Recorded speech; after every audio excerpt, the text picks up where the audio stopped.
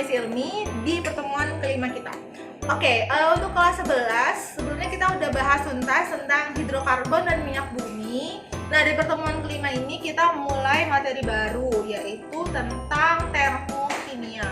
Di termokimia itu berhubungan dengan energi-energi yang terjadi atau yang ada di kehidupan di sekitar kita. Nah, apa aja jenis energinya yang ada? So, let's get started and check it out. Jadi untuk pertemuan kelima kita akan bahas masalah termokimia. Nah, jadi kita akan belajar tentang energi dan kalor, sistem dan lingkungan, reaksi eksoterm dan reaksi endotherm, terus tentang entalpi dan perubahan entalpi. Nah, yang pertama tentang energi dan kalor. Jadi energi itu adalah energi itu dimiliki oleh benda yang dibedakan menjadi energi kinetik dan energi potensial. Nah, ada dua jenis energi yang umum ya yang kita jumpai di kehidupan kita sehari-hari. Yang pertama itu adalah energi kinetik atau energi yang dimiliki oleh benda-benda yang bergerak. Itu contohnya misalnya benda-benda yang bergerak karena angin, karena air, dan lain sebagainya. Nah, contohnya itu kayak kalau karena angin tuh pembangkit listrik ya, tenaga angin yang ada baling-baling besarnya yang biasa diletakin di dataran tinggi ya, itu contoh dari energi kinetik. Nah, yang kedua yaitu energi potensial, yaitu energi yang dimiliki oleh benda karena keadaan benda tersebut. Contohnya itu kayak energi atau kayak gravitasi ya. Karena letak bendanya yang tinggi kemudian jatuh ke bawah ya. Nah, jatuh ke bawah itu adalah karena pengaruh gaya gravitasi ya, karena benda itu berada di tempat yang tinggi sehingga dia harus pasti jatuh ke bawah. Nah, itu adalah energi potensial. Nah, jumlah energi yang dimiliki suatu benda itu disebut internal energi atau biasa disimbolkan dengan U. Jadi perubahan energi itu atau delta U itu adalah energi pada keadaan akhir dikurang dengan energi pada keadaan awal, atau delta U sama dengan U2 dikurang U1. Nah, itu adalah penjelasan tentang energi. Kemudian kalor. Oke, kalau misalnya kita bahas, kayak di fisika ada nih. Kalor itu sama dengan panas ya. Nah, jadi kalau secara definisi, kalor itu adalah energi yang berpindah dari suatu benda ke benda lain karena adanya perbedaan temperatur. Nah, tadi yang Miss bilang bahwa kalor itu selalu berhubungan dengan panas. Jadi kalau misalnya nih, ada contohnya nih, ada contoh di gambar samping itu ketika sebuah besi dipanaskan di ujung satunya, padahal ini di ujung satunya ya yang dipanaskan. Nah, tangan kita nantinya bisa merasakan panas juga di ujungnya yang lain. Nah, perpindahan energi ini yang disebut dengan kalor. Jadi kalor itu adalah panasnya ya nanti ya. Jadi panas yang ada di ujung besi ini nantinya akan berpindah ke ujung satunya lagi. Nah, satuan kalor itu ada banyak ya. Kita bisa pakai joule, kalori, atau kilokalori. Nah, jadi sebenarnya kalori yang dimakan oleh kita itu kan orang bilang ya, kandungan kalorinya gimana, berapa kalori. Nah, itu sebenarnya energi kita ya untuk kita bergerak, makanya disebut sebagai juga kalori. Oke, jadi 1 joule itu sama dengan, kita bisa hitung 0,24 kalori, dan 1 kalori itu kita hitung sekitar 4,18 joule. Oke, jadi jumlah kalor yang diserap atau dibebaskan oleh suatu zat itu dapat ditentukan dengan mengukur perubahan temperaturnya. Nah, ini rumusnya adalah Q sama dengan M kali C kali delta T, atau Q sama dengan C kali delta T. Nah, untuk lebih jelasnya nanti, ini kedua rumus ini yang akan kita pakai nantinya untuk menentukan berapa kalor yang dihasilkan dari suatu reaksi. Nanti itu kita akan bahas insya Allah di pertemuan ke-6 nantinya. Ini Miss sudah buat keterangannya ya, apa itu Q, apa itu M, apa itu delta T, C besar, ingat yang ini C besar, dan yang ini C kecil, dan yang ini C besarnya. Jadi kedua C itu berbeda nantinya ya. Selanjutnya kita akan bicara tentang sistem dan lingkungan. Nah, jadi di sini Miss sudah buat beberapa istilah. Sistem itu adalah sesuatu yang dapat diamati atau reaksi kimia yang sedang diamati, yaitu penjelasan awal. Sedangkan lingkungan itu adalah segala sesuatu yang berada di luar sistem. Nah, jadi di sini Miss ada 3 tabung ya, atau 3 gelas beker lah yang Miss bilang ya. Nah, jadi yang mana Miss yang dinamakan sistem? Jadi yang dinamakan oleh sistem adalah si gelas bekernya. Oke, jadi perhatikan si gelas bekernya dan si isi yang ada dalam gelas beker itu adalah sistem kita. Sedangkan yang lingkungan adalah yang berada di luar dari gelas beker, yaitu udara dan tempat-tempat yang kosong-kosong ini disebut lingkungan ya. Jadi sekelilingnya. Jadi kalau misalnya kita ibaratkan bahwa tubuh kita adalah sistemnya, sedangkan lingkungan adalah yang ada di sekeliling tubuh kita. Nah, itu cara kita membayangkannya, bagaimana membedakan sistem sama lingkungan. Nah, sistem ini terbagi atas tiga ya. Yang pertama, sistem terisolasi. Jadi sistem terisolasi ini benar-benar ini tempatnya tertutup sangat rapat ya, sehingga tidak akan terjadi pertukaran energi dan materi antara sistem dan lingkungan. Jadi yang kayak contoh lingkungan itu adalah cahaya matahari ya, atau panas. Jadi ketika ada sistem terisolasi, tidak terjadi perubahan suhu apapun jika dipanaskan atau dipanaskan ya. Contohnya kayak gini nih.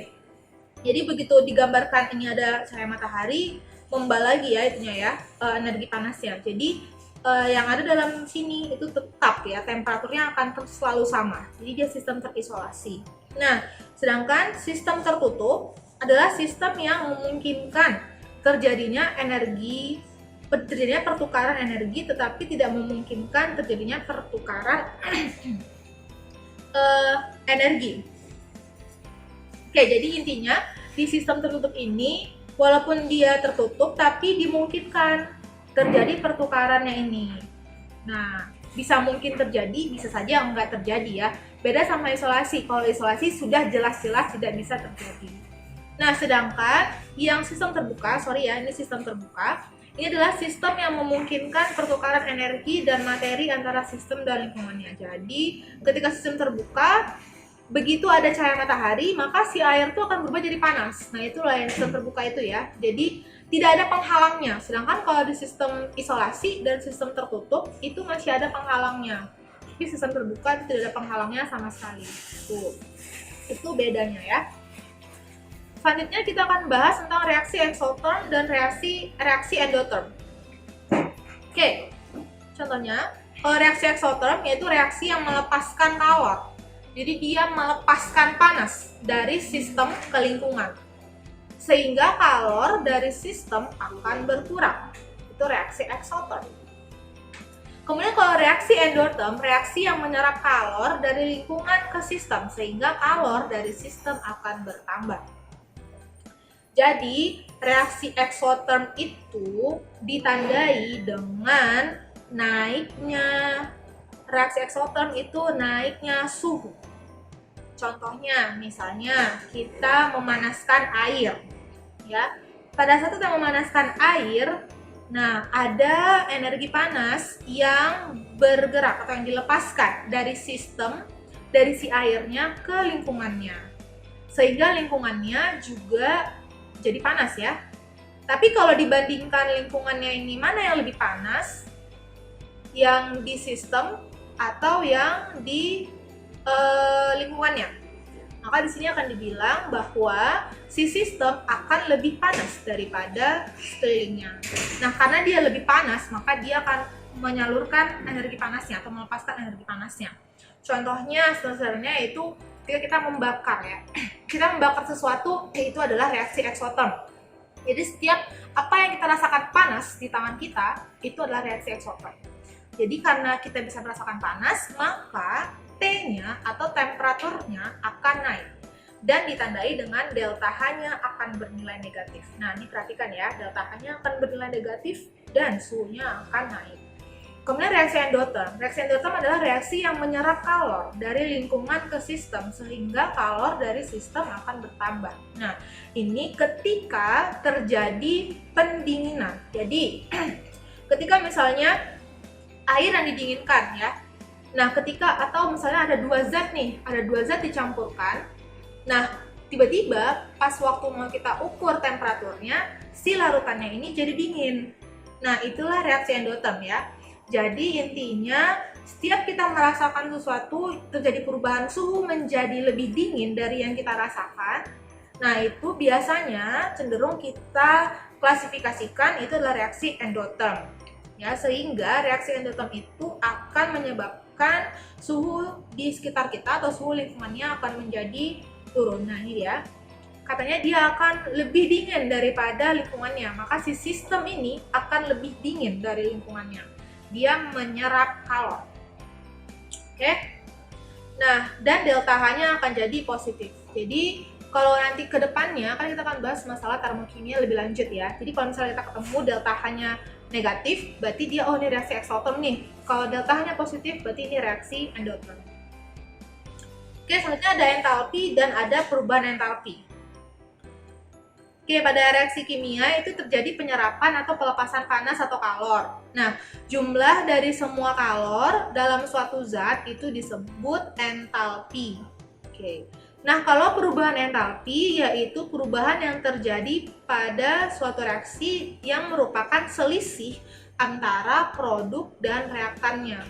Nah, kalau buat rumusnya itu ada delta H sama dengan H atau H tadi itu ada entalpi ya. Berarti ini entalpi produk atau HP dikurang dengan HR atau entalpi reaktannya. Nah, misalnya nih, di sini ada reaksi endotherm dan reaksi exotherm ya. Nah, reaksi endotherm tadi kan di slide sebelumnya bahwa delta H-nya akan bernilai positif atau dia akan lebih besar daripada 0. Sedangkan kalau reaksi exotherm di slide sebelumnya delta H-nya akan bernilai negatif atau dia akan lebih kecil daripada 0. Nah, ini sama ya dengan yang disimpulkan nih, di sini sudah buat. Jika H produk lebih kecil daripada H reaktan, maka akan terjadi pembebasan kalor atau pelepasan kalor, sama aja ya.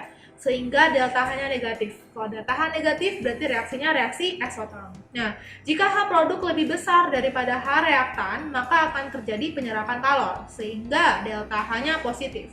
Jika delta H positif berarti dia reaksi endotherm. Nah, itu akan jadi prinsip dasar kita untuk kita pelajari termokimia lebih lanjut. Oke, terima kasih. Jika ada yang menanyakan tentang prinsip dasar tentang termokimia ini, energi dan lain-lain sebagainya, silakan kontak Miss di nomor yang tertera dan juga atau juga bisa email Miss ya. Oke, belajar terus. Terima kasih. Assalamualaikum warahmatullahi wabarakatuh.